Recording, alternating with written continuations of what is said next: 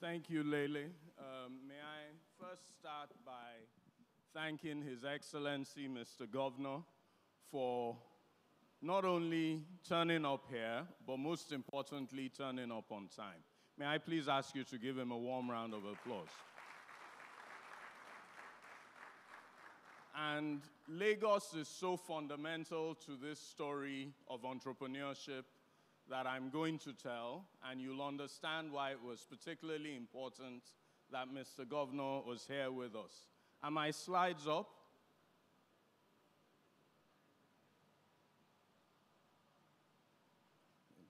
I was working till 1 a.m. on this slide, so they better show them. If I were young and I was sitting in this room today, and I'm Nigerian, and I'm running a business, I'm quite clear that you will be worried about some things. And I want to sell you all a message of hope this morning, a message of excitement, and why you should really be excited about the coming years. There's a very wise man, I don't remember who said it, but I like to use the expression, who once said that if you unlock entrepreneurship where the tools to unlock it are scarce, what you end up doing is you change the world. And this is why entrepreneurship and the work that Endeavour does is so fundamental to all of us in Nigeria. Many would have thought over the last couple of years, should I be running a business in Nigeria or should I be shutting it down and moving off to Canada? I have all of these world-class skills. Should I be persisting with this market? And I'm going to try to sell each and every one of you this morning a message of hope that keeps many of us here, and the reason why, if you understand Nigeria's trajectory, notwithstanding all of the current difficulties, you are going to understand why you need to hang around. So, my first message is that demography is destiny. And I'll tell you what I mean by that. If you lived in Lagos in 1973, 59.6 million people lived in Nigeria, in this country. In less than 50 years, we have seen Nigeria's population more than triple. And we will end this year at some 220 million Nigerians. So when Goldman Sachs estimates that by 2075, 490 million people will live in this country, they're not smoking something. And it will happen because we haven't started today to do the things that will slow down that population growth. But not only will this become one of the most significant markets in the world from a population perspective, that demography and the innovation, the entrepreneurship, the investments that are happening in the market is going to drag this economy kicking and screaming and make it one of the 5 largest economies in the world by 2075. I didn't say so, this is Goldman Sachs research.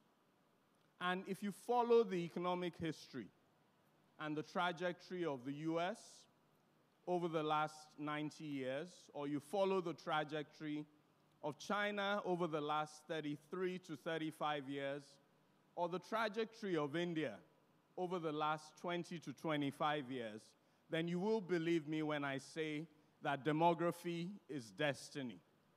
And Lagos today, with a teeming population of some 25, 26 million people, is going to be at the center of that entrepreneurial boom.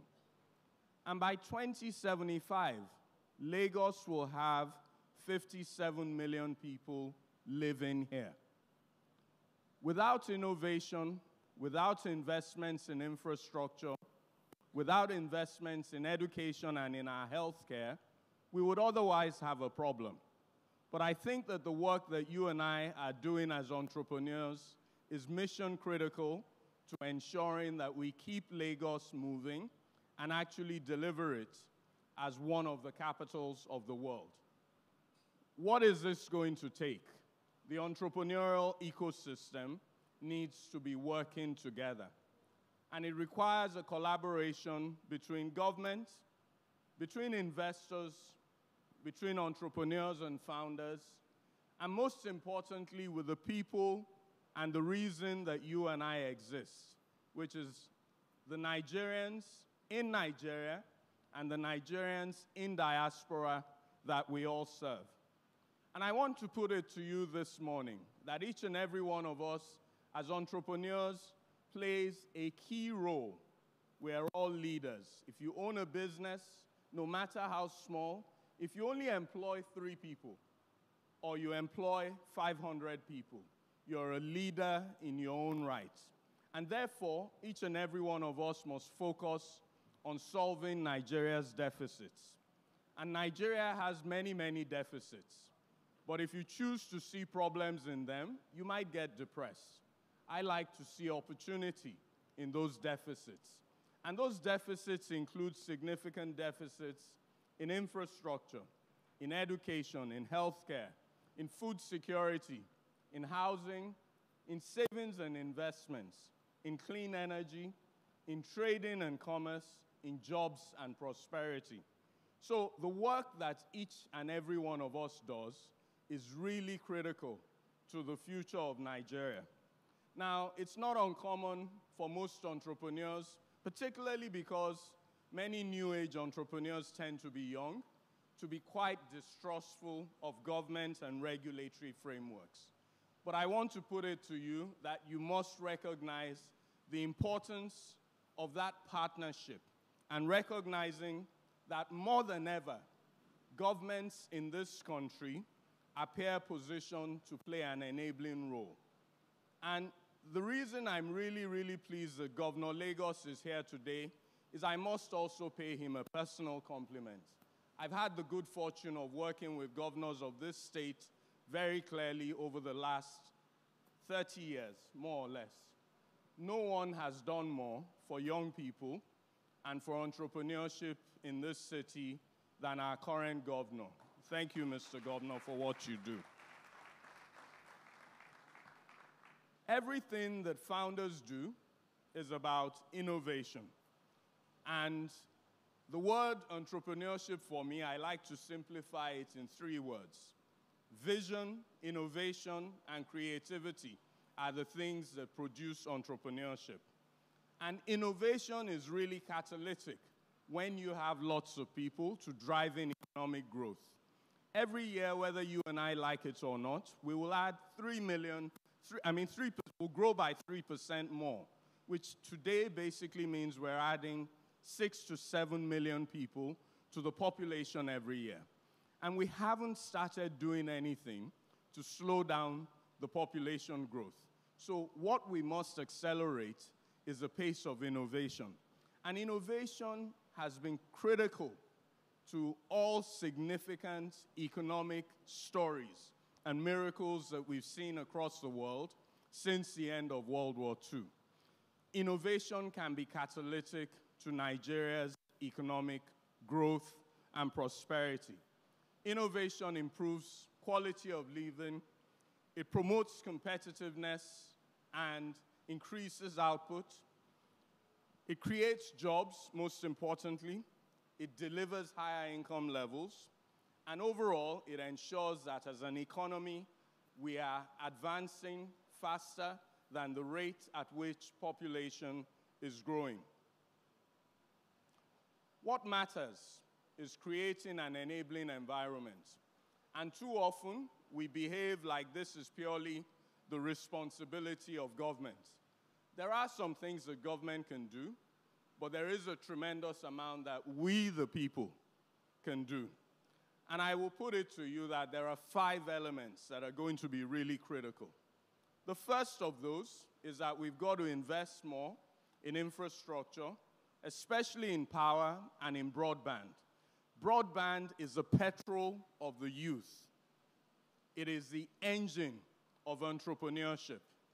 And we have to ensure that as a nation, broadband propensity and broadband investments are accelerated very, very quickly over the next decade. And this is the way that we're going to lift hundreds of millions of Nigerians out of illiteracy. This is the way that we're going to deliver prosperity to many of our businesses.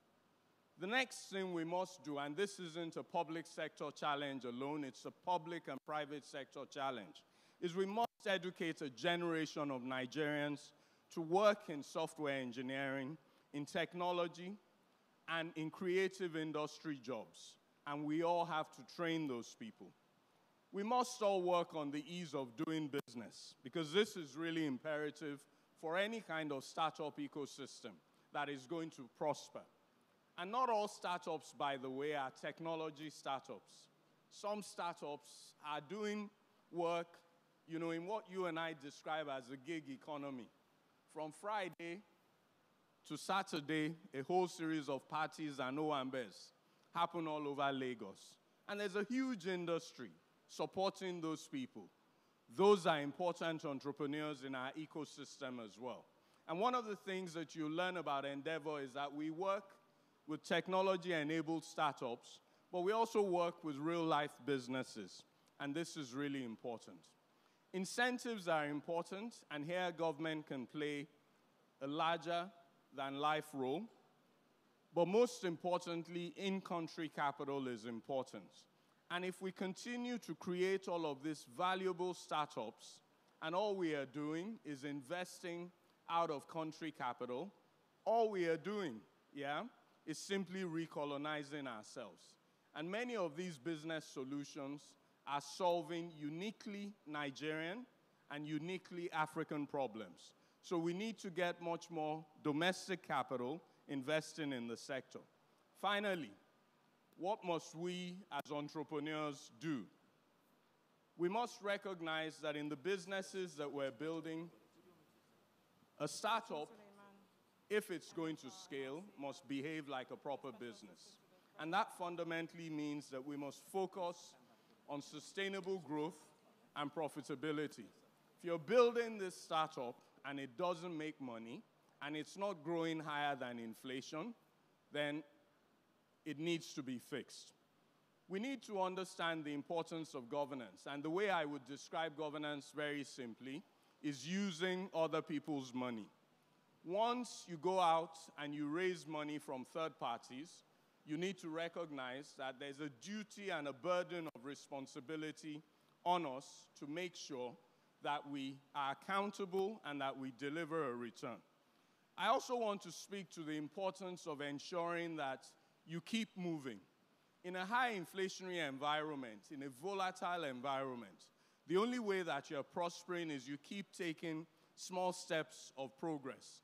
No matter how difficult things are, every month there must be some noticeable traction and improvement.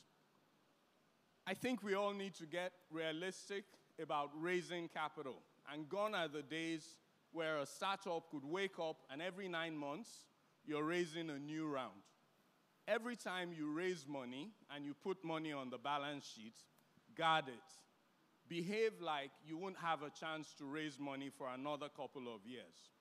Then finally, if you're all going to find support, we all need to understand that not every business is a unicorn. There will be a few unicorns, but valuation is always what you think the value of your company is and what somebody is prepared to pay for it. Most importantly, exits are really, really important. And that's why I'm really proud, to see our Daystar colleagues here. It's one of the first, Endeavour entrepreneurs that's had an exit. Shell bought their business in December of last year. And unless investors can count money, not paper money, it's only then that more capital will continue to flow through.